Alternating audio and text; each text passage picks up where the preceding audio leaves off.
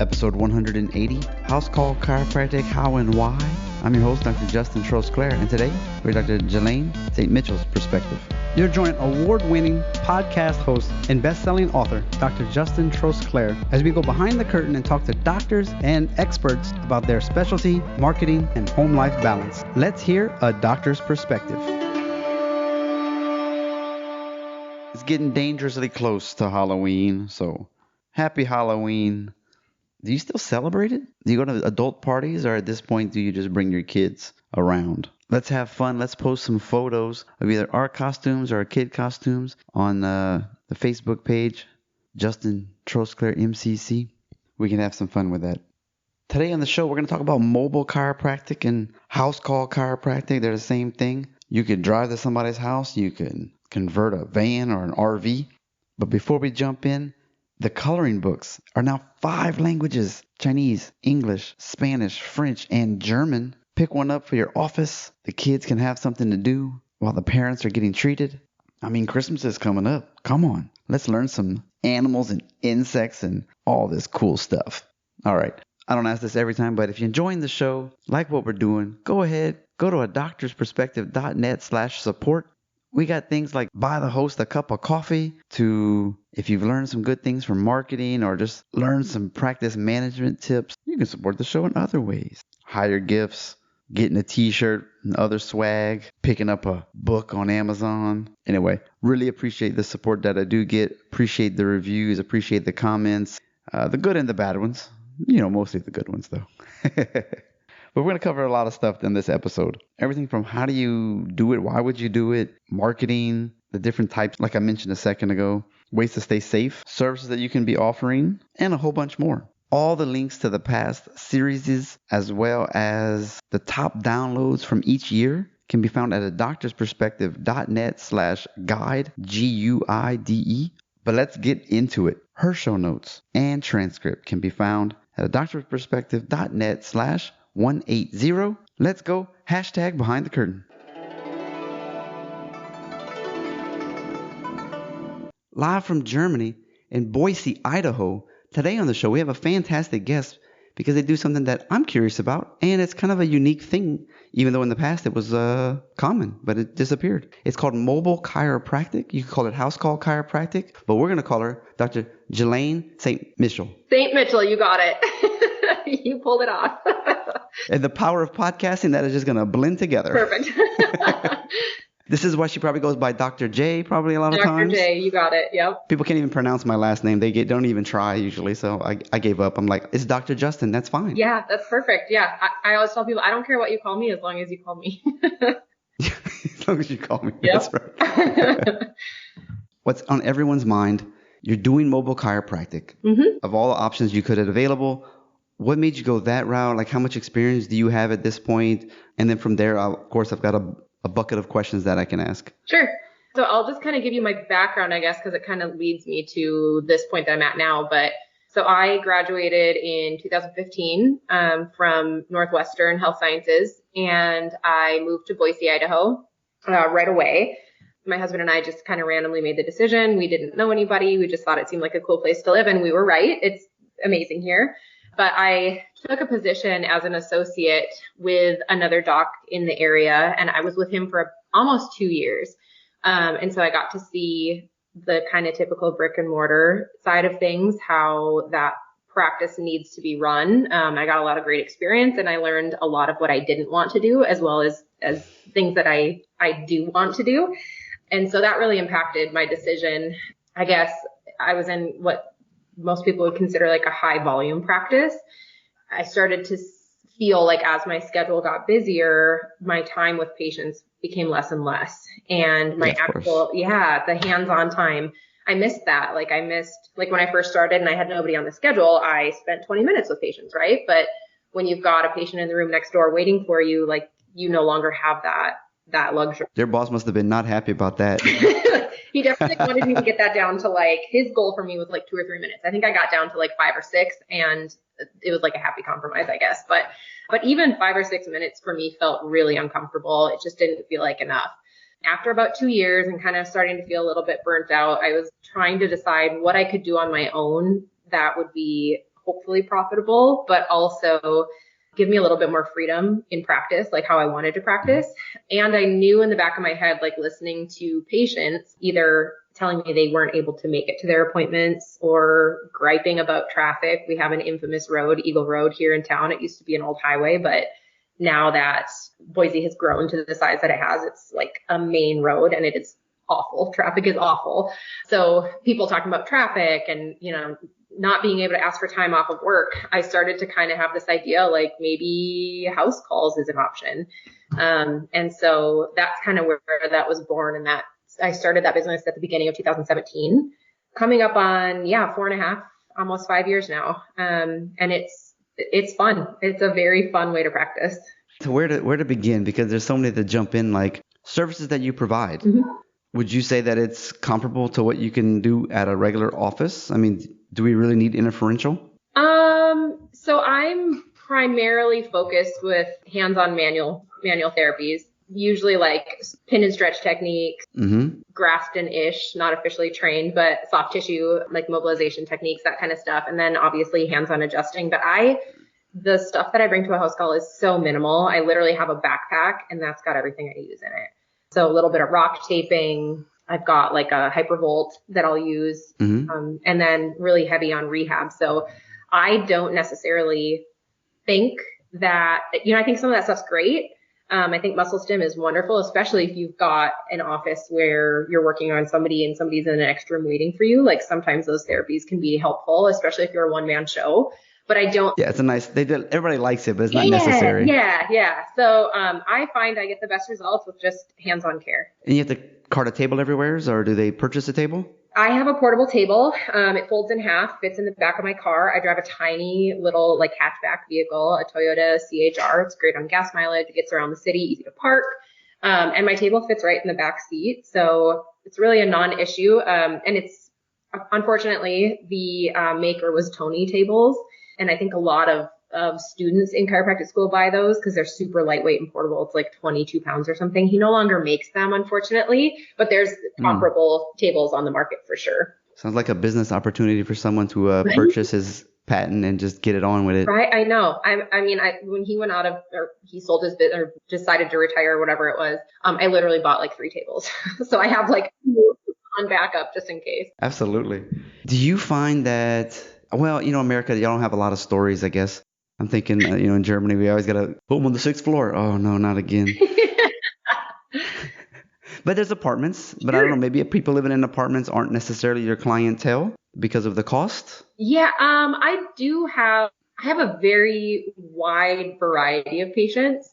Thought maybe this would get brought up at some point, like who's your ideal client? And I do not have one. I really don't. It's so varied. My ideal client is somebody who basically needs the convenience of a house call. And that's people. That's a niche all of it in itself. Exactly. Yeah. So it's really across the board. I have some young people, husband and wives that are living in apartments. And I mean, around Boise, like there's not usually more than like 3 stories. So I have gone up to like 3rd story, but I've got some offices that I go to as well. And they usually have an elevator. So it's a non-issue. But if you're in decent shape and the table's semi-light, like you can make it work. Yeah. Yeah. Do you have to have special permission in business offices? Because a lot of those places are like, hey, now am I liable if you hurt this employee on my time? How do you deal with that? So the nice thing about malpractice is that usually, obviously check with your own carrier, but it usually covers you wherever you're at. So your malpractice is going to cover you anywhere in the state that you're licensed, whether that's a house call or in a brick and mortar.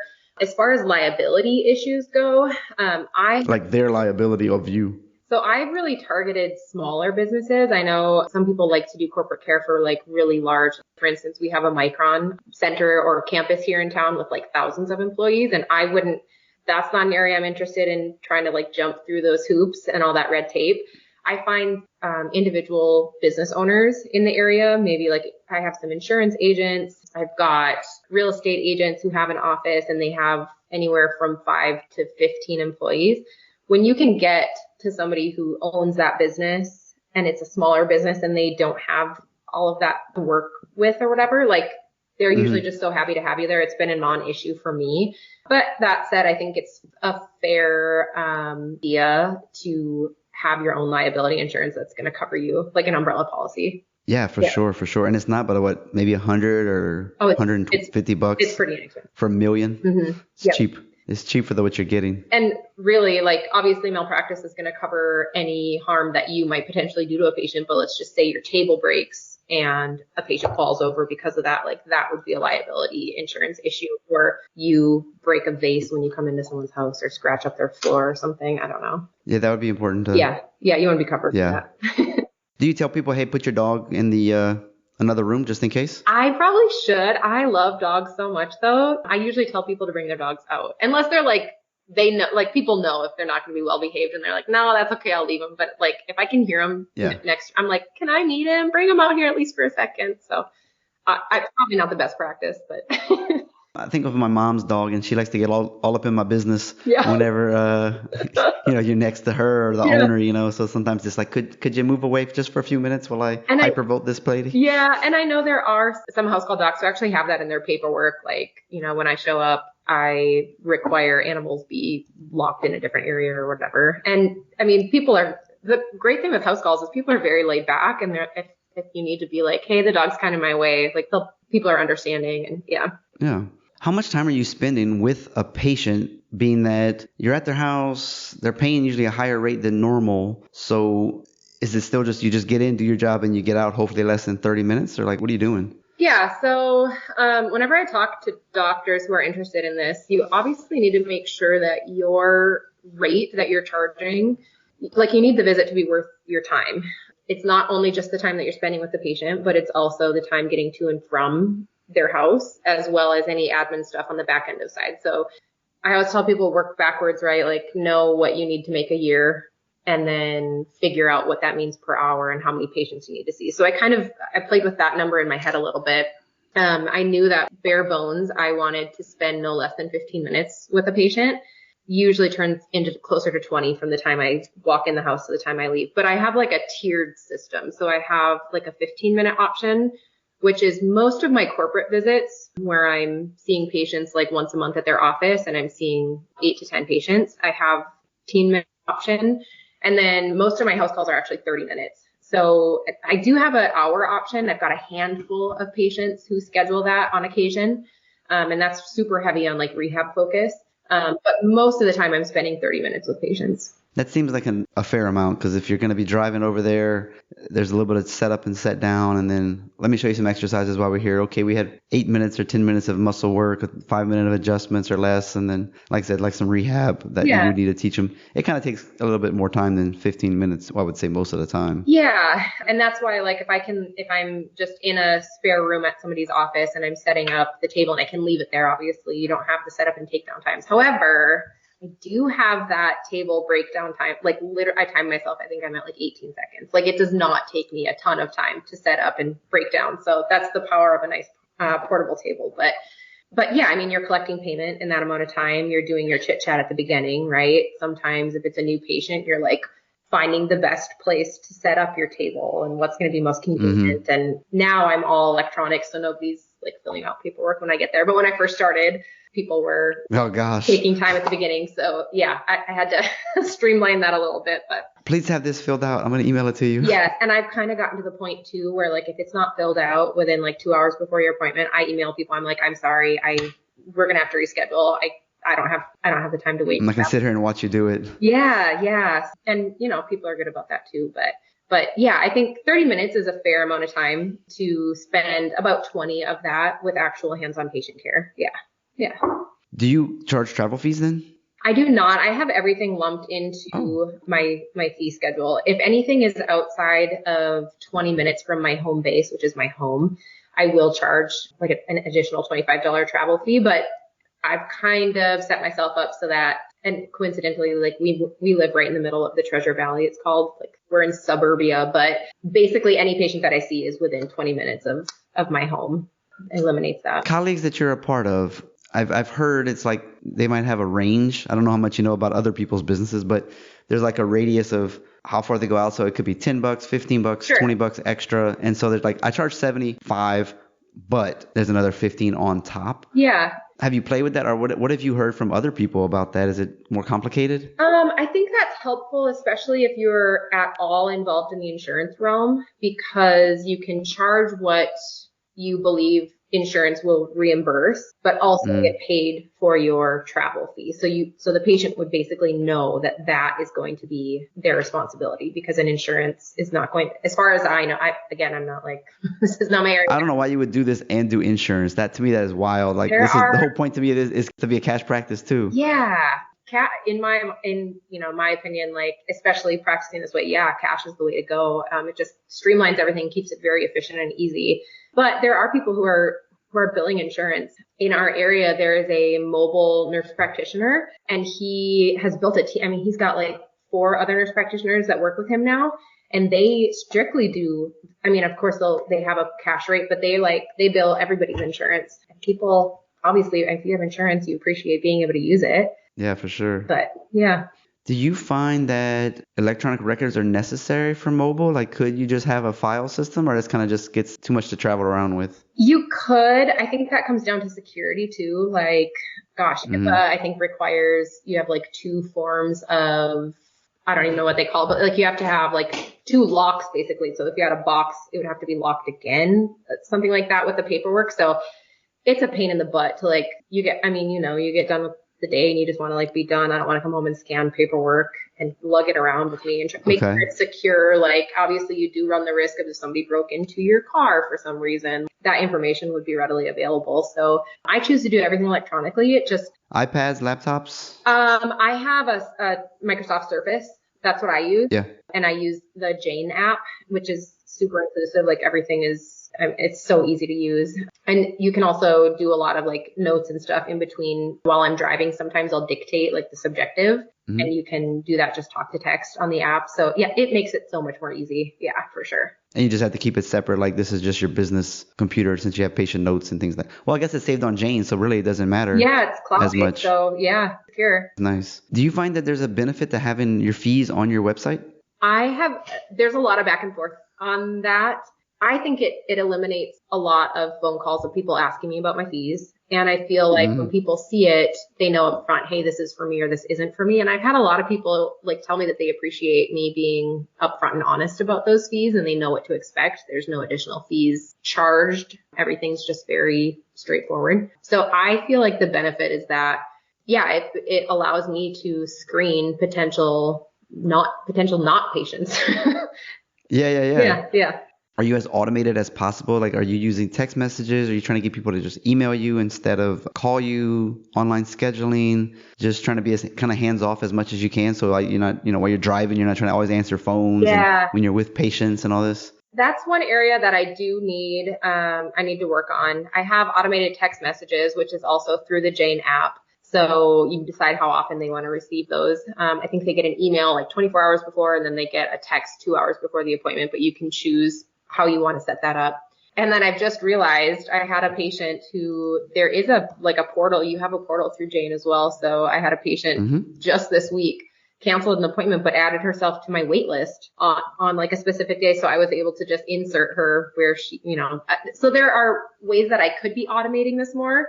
As far as being able to schedule completely on their own, I've gone back and forth with that, just because I do try to schedule people in the same like radius, try to cluster people together as closely as possible. So even though I don't have set days, like Monday's not Boise or East Boise. North side. Yeah. I do know, like, when I'm scheduling somebody, let's say a month out, I try to put them with other people in their area.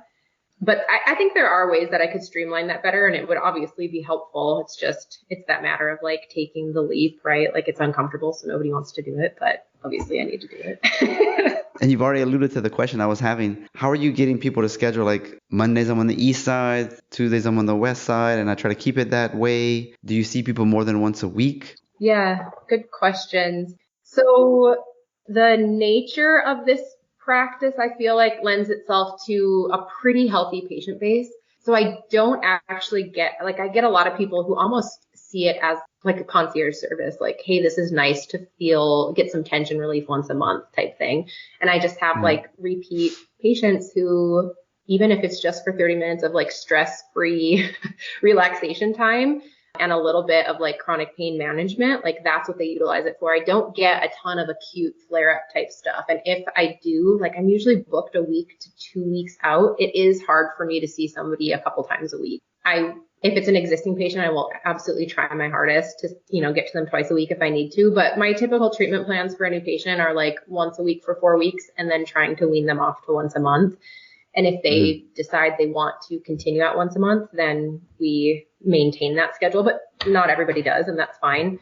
In the case that somebody does need some pretty acute, like consistent care, if I think, if they've been in a car accident or something like that, like I have a wide variety of doctors around the area that I gladly refer to. And sometimes they become patients of theirs, which is fine. And sometimes they come back to me once they're past that acute episode. So what's a busy day? I see a happy busy day for me is about 7 patients, 7 half-hour appointments. That's a full day. Yeah, it's usually I start my day. I'm guilty of starting at like 10, but I can do that. Exactly. That's kind of the point. Yeah, right. So 10 to like 5:30 kind of at the latest. I have a lot of husband and wives that schedule together, which is really awesome. So 2 birds, 1 stone. On days that I have an office of 10 people, that's usually all I'll schedule for the day is just that office. That's a good day. Yeah. But on a typical week, I see 20 to 25 patients, I say, and I'm right now just working 3 days a week. So. Oh, okay. Yeah. Yep. All right. I don't know if, we didn't talk about this earlier. I had my first baby at the beginning of the year. And so I cut back to 3 days a week versus 4.5. So that was on my list. Yeah. Just trying to find classic man asking the woman, so how are you going to handle having a baby? This work.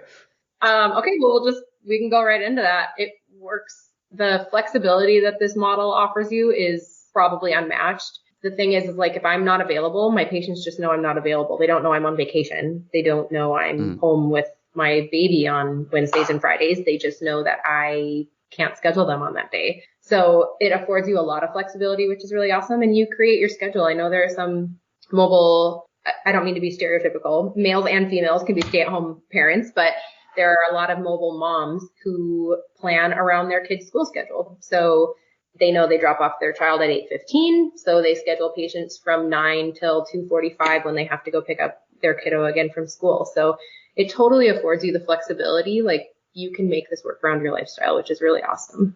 If you don't have children, like you could do the 7 o'clock at nights. You could do the 8 o'clock at nights. Oh my God. If that's something that you desire. Yeah. There's a doctor, Dr. Lucas Marchand in Sioux Falls, South Dakota.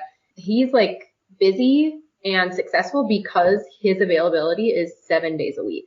Most of his business comes on Saturdays and Sundays, and he's kind of drawn that crowd to him. And that's why he's as successful as he is because he makes himself available. Like he needs to charge more though.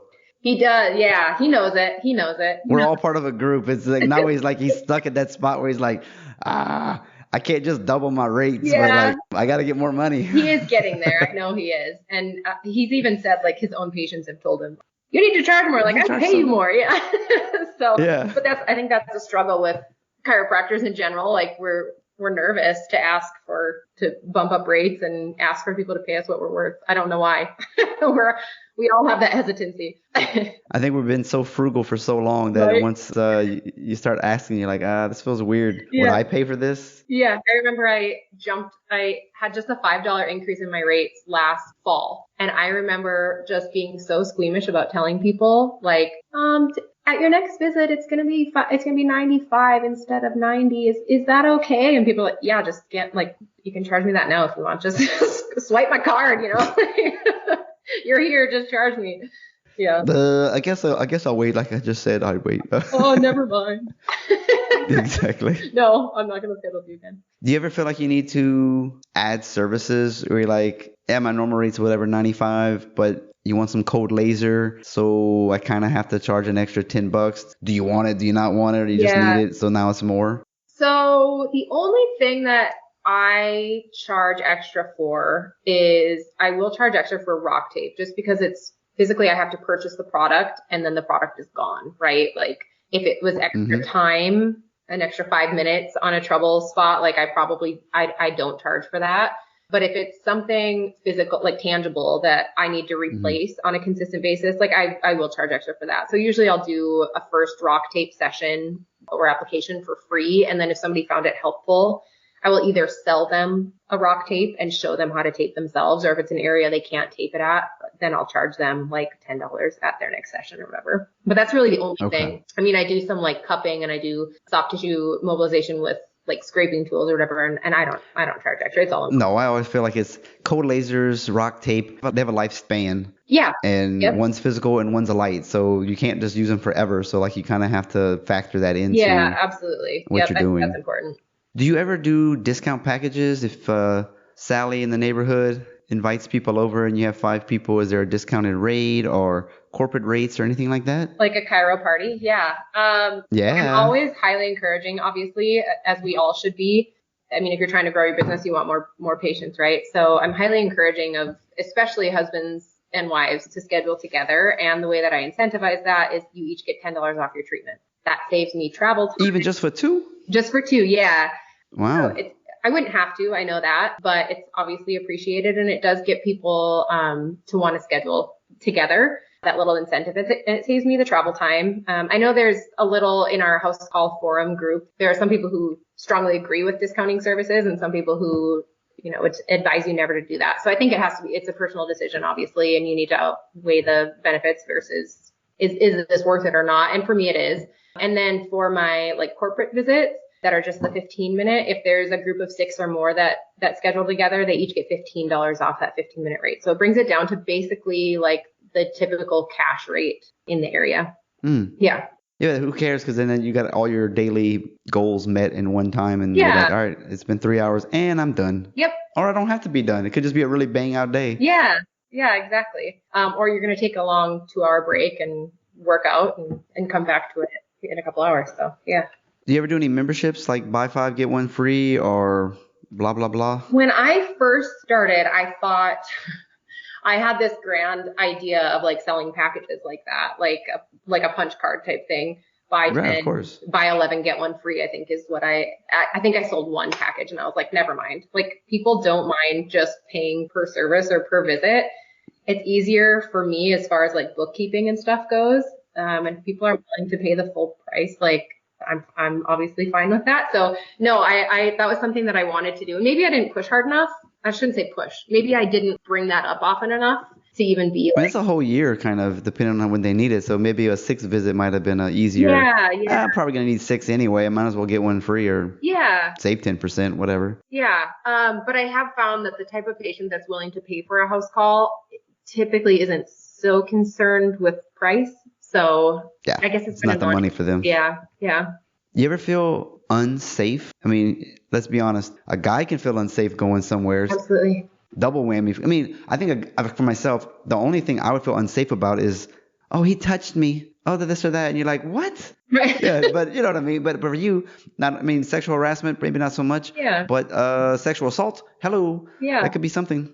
That is a extremely valid question. And I think it's something that you need to, like, if you're considering the house call business model, like that's something that you need to weigh for sure. Businesses like mine, or, you hear about like female real estate agents, right? Like that's another issue. Like you always kind of have to have your guard up. So that it's a real concern for sure. I I do what I can to mitigate risk for sure. If I have a new patient, and that's the nice thing about having, basically my business is pretty much all referral based now. So I know that if I have a trustworthy patient, likely their referral is also going to be trustworthy, right? So I've gotten to the point where I do feel safe. Originally, when I first started and I was just out marketing the heck out of myself and meeting all these new people, that it was a real concern. And so how I chose to mitigate that was my husband has access to my accounts if absolutely necessary. He's never needed to log in, but I share my schedule with him, not the patient information, but I share, this is the time that I'm going to be with this new patient I've never met. This is when you can expect me to leave. And if you don't hear from me by this time, like reach out to me, like this is our mitigation plan, I guess. And then another tactic that I would use is when I would show up at the door and the patient would open the house, I would be on the phone with my husband and I would say, hey, Brandon, I'm here for my 1:00 appointment with so-and-so, with my new patient, whatever. I'll check in with you in an hour when we're finished. And so that way the patient knew there was somebody waiting for me to check in. I'm not saying that is 100% a guarantee that nothing could happen to you, but it lets them know, like, hey, somebody knows where you're at, who you're with, and when to expect you to be finished with them. And I think that is a level of accountability for anybody who might have ill intent. But thankfully, I've never had an issue. Yeah, up to this point. Good. Yeah. Yeah, that's great. Well, you said you're referral based now, but what kind of marketing were you doing when you were just trying to start out? Oh my gosh, so much. I tell people Or like, how long did it take for you to fill up a schedule? Because 25 doesn't seem like a lot, but you got to try to find 25 people who wants to do house calls. Yeah. And it's a very special clientele that wants that, right? That's going to feel comfortable with it, is going to understand it, is going to be able to pay for it. So it took me, I would say, a solid 6 to 9 months before some consistency with my schedule, where I got to a point where I was able to start paying myself, and felt a little bit more comfortable. I marketed the heck out of myself for that first year, for sure. I said no to a lot of really fun things so that someday, hopefully, I could say yes to a lot of really fun things, but I missed out on a lot of fun weekends. So it's a grind. It's definitely a grind, but that's with any business, right? It doesn't matter if it's brick and mortar or a smoothie shop. Like, it's a grind. So I think it's important to let people know that it does, no business is just going to take off from the ground. But I spent a lot of time networking with some local healthcare providers, kind of in the wellness realm, as far as massage therapists, physical therapists, acupuncturists, and just letting them know what I was up to and what I was doing. I joined a networking group, like an official networking group. That was probably the only thing that I actually invested money into. With any of those networking groups, consistency is key. You have to be consistent with it. People know if you're there to just try to try to get some quick referrals. It needs to be reciprocal, and you need to be truly devoting yourself to that process. And then I found for me, this was the best way. I found a lot of local 5Ks, small local 5Ks that probably weren't even having vendors. And I would reach out to the race director or whoever was in charge of organizing. And I would say, hey, I'd love to donate my services on Saturday morning to any of the participants. Do you mind if I come by and bring my chiropractic table and do some muscle work for people? And they were more than happy to let me come. So that was utilizing my time, donating my time, but without having to pay an expensive fee to have a booth at an expo or something like that. So what would you do? Rub their hamstrings or? Yeah. So, I mean, and the nice thing about those events is there's not thousands of people. They're not these huge events put on that attract tons of vendors and tons of participants, but I got to spend a little bit more time with each individual. So maybe 10 or 15 minutes with 10 people. And yeah, I'd ask them what usually bothers you, or I'd, have them sit down on my table and I'd be like, oh, your traps are really tight. Do you mind if I work those out for you? Just that kind of stuff. And I think spending more one-on-one time with individuals, because of the nature of those events, those led to, I still have patients that I see once a month that I met 4 years ago nice. at those little events, and I might have only booked 1 or 2 patients at those events, but for me, that's been successful, because the return on that over 4 years has been well worth that 2-hour donation of my time. I think we get blessed sometimes when we put the effort out there. Sometimes I don't know, it felt like when I was in practice in Colorado, it would come back some other way. I had a brick and mortar, but even just putting myself out there just seemed to get results in other areas where you're like, all right, well, that was kind of dry and now that's working, but it wasn't from what I did, but just the overall intention vibe or whatever you want to call it that you put out there. Exactly. I'm totally your vibrations, man. They affect the world and they come back to you. Absolutely. 100%. Interesting you say that. So we moved here not knowing anyone, and I've been here almost 7 years, I think. And 6 years ago, my husband is a UND hockey fan. We're from North Dakota originally, and he found a group of people here that were watching a UND game at some bar across town, and we went just to try to meet people, right? And I met somebody there who added me on Facebook. Because we have joint connections to North Dakota or whatever. Haven't talked to him in years, other than maybe an occasional on Facebook or whatever. New patient this morning. Right? It is so random. I was like, okay, so you're saying, sometimes just those little interactions, those little touches that we have with people, they can pay off. It might not be next week. it might be 5 years from now, but yeah, that was pretty crazy. One time I lost Facebook. I don't know what happened, but I don't know. It got deleted. I don't do anything crazy, so I didn't know what happened, and I couldn't get it back. And I had like years of all these random Colorado people that you could have reached out to, or they could have seen it on the algorithm, or like when you pay for marketing, you could just target your people and you don't know who it's going to hit. Sure. But man, that was like the worst part. Like all these random business people that I met over like 6 years, just gone. Oh no.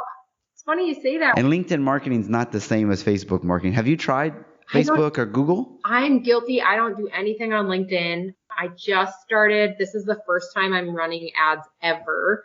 I started working with a local company, and my goal for that is to try to hone in on just a couple areas. Like my treatment area or my like zones of operation or whatever is pretty wide. And I'd like to bring it kind of closer to my home base. So I'm running ads, like you're saying, to try to target this closer area to my home base. And it's been like 2 months now. I'm just, we'll see what happens, I guess. Have you tried Billy Sticker? No, I'm going to write that down. Yeah, he did the Chiro Candy podcast.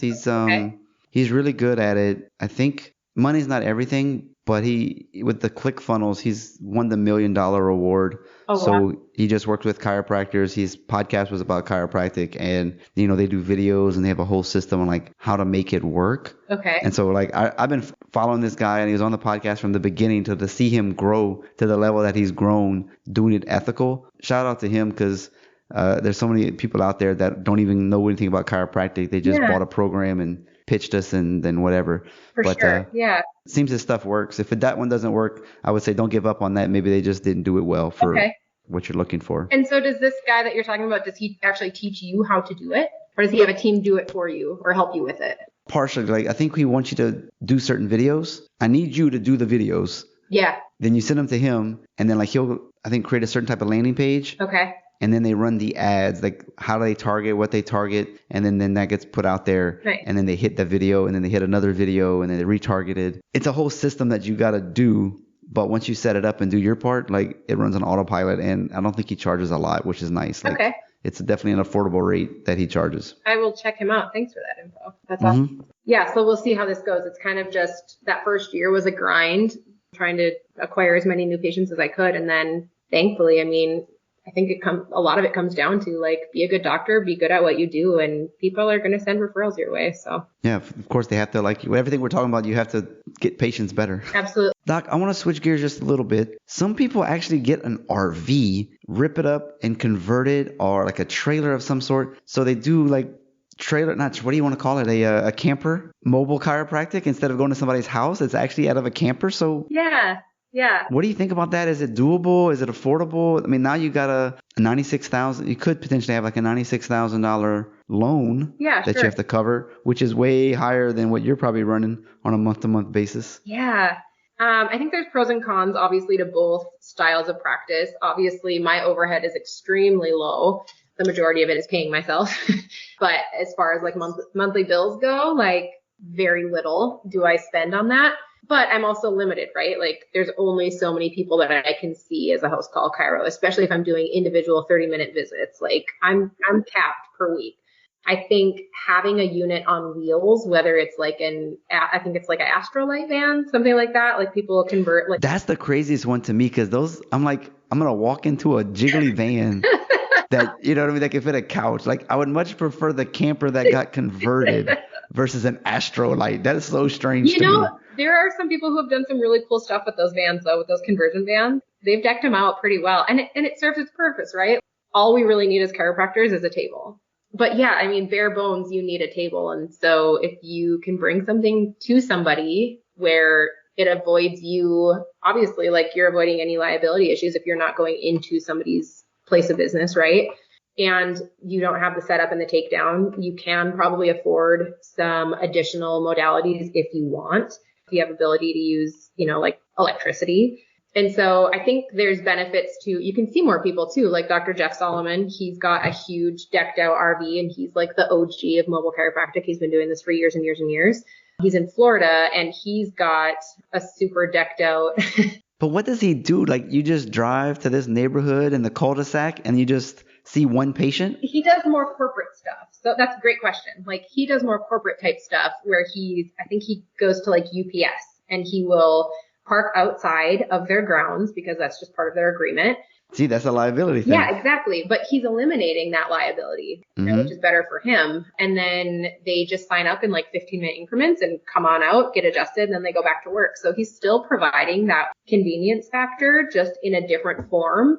And he can see more people that way because he's not individually stopping off at all these places. Definitely a longer road to get to, though. For sure. And I think a lot of people start house calls with that goal in mind. Like, hey, I'm going to save up because I want to have a van, or some people have a trailer that they pull behind a truck, or a decked out huge Sprinter van or whatever.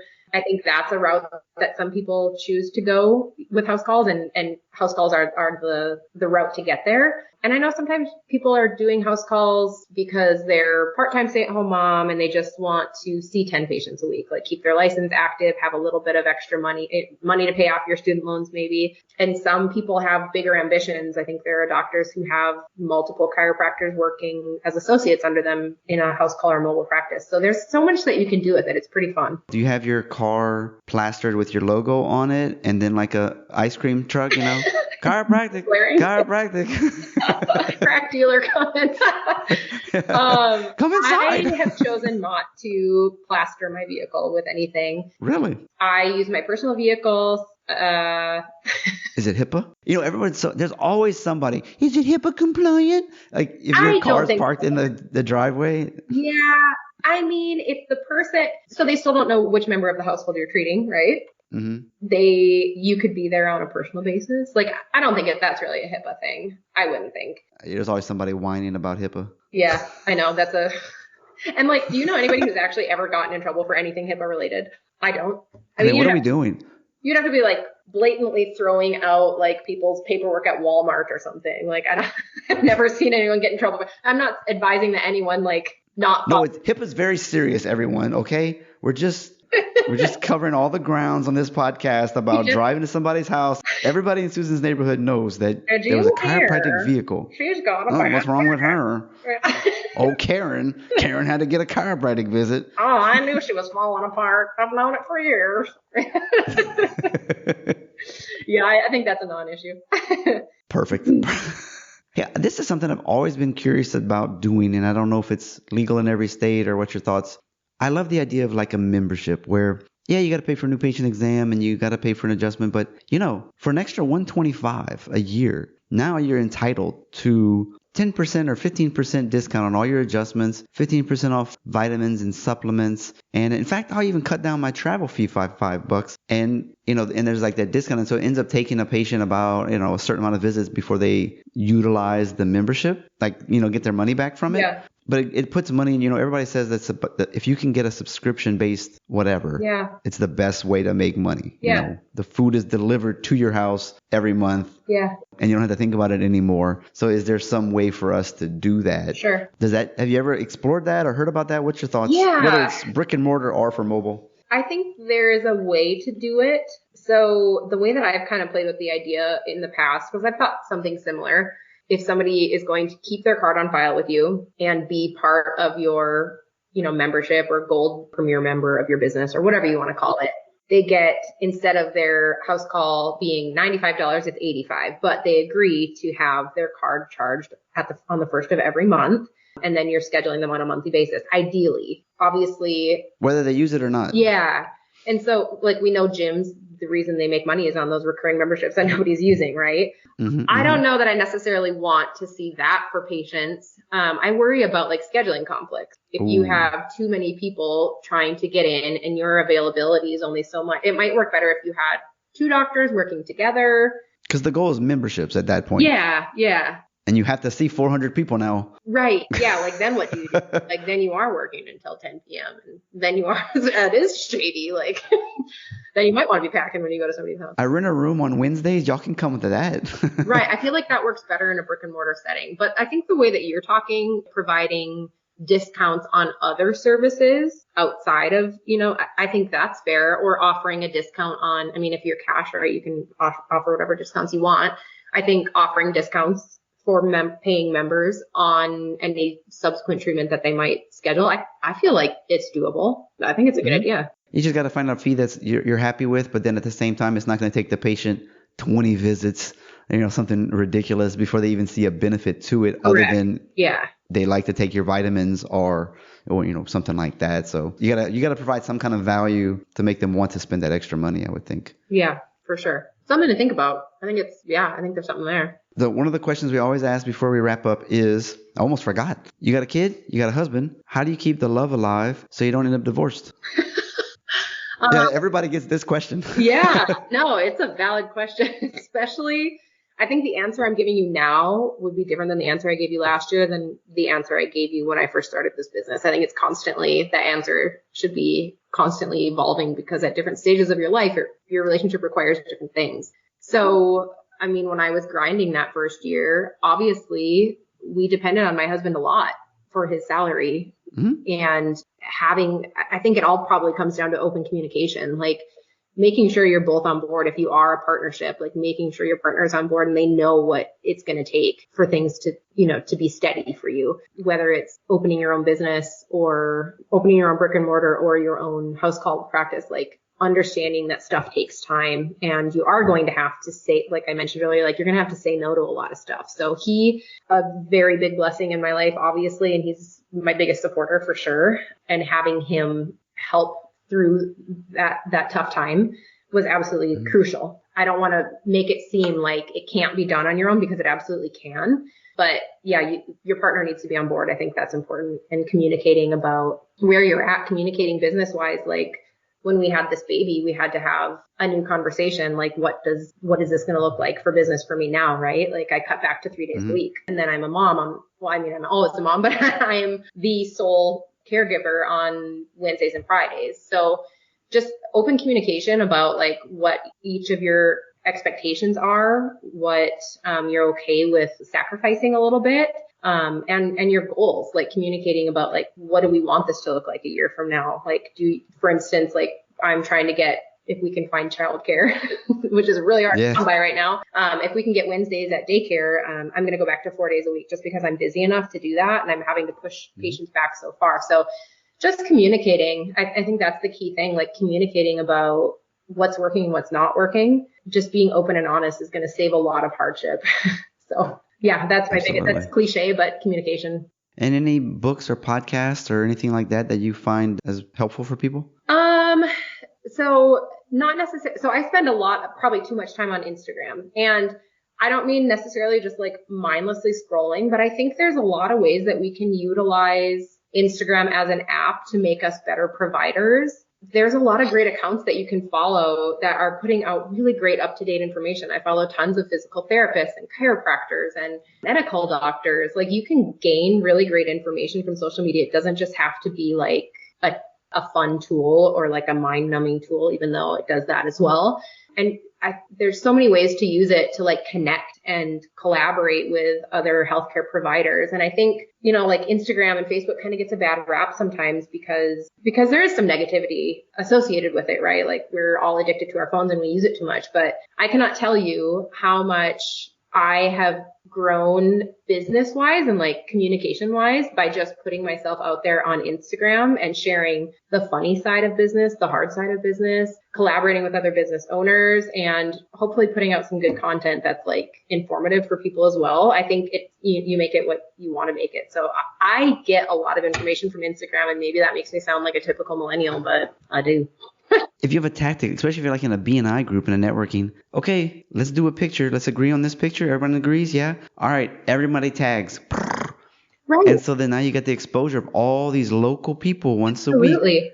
Something like that. You can alternate, or you share with the same, maybe do the same picture, but you put your own twist to it and everybody's tagged in all those pictures. So there's ways to cooperate with locals. Like if I was in a local place like this, if I'm at a burger joint, I'm checking in. Yeah. I'm hashtagging. You're cross-referencing. Like, yeah. Local. I don't need to know about what's going on in Kentucky. Right. But it's in Boise. You better believe it. And having, like some of my patients they love using, social media, and having them post for me sometimes and share, my stuff. Like that's huge. Then that's like referral marketing, right? Like they're referring you without actually like referring an actual person. And so, yeah, Instagram's been great for me. What's your handle? mobile.chiropractic.wellness. So I recently discovered Reels within this last year. I mean, it just came out, but my following has grown by like 200 people since I started posting Reels. Oh, but Instagram and Facebook are down right now. I don't know if you knew that. Yes, I did. I was trying to get some information on you, and I was like, what's wrong with you, Facebook? Yeah, it's like a worldwide outage right now, so you'll have to add me later. But it makes me giggle inside. It makes me so happy because we're forced they're to so take a break for a infallible. day.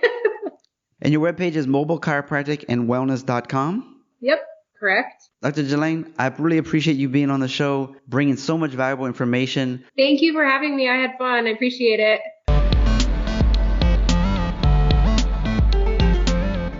Another great interview has ended. While you're on your phone, click that review button. Write up a nice review for me. 5 stars if you could. As everyone says in the industry, it'll help other people to find us when we have enough rankings. Not to mention, I'll mention you and your review on an upcoming episode. If you're looking for one sheets, if you're looking for all the books that people have recommended, you can just go to adoctorsperspective.net/guide. And that's going to give you everything you need to know. The top episodes of 2017 and 2018, the podiatry series, dentist, acupuncture series, holiday 2017, financial series, how to write a review, how to support the show like buying a cup of coffee, getting swag like t-shirts, the Today's Choices Tomorrow's Health book, that's the blueprints for better health, exercise, picking food correctly, and financial.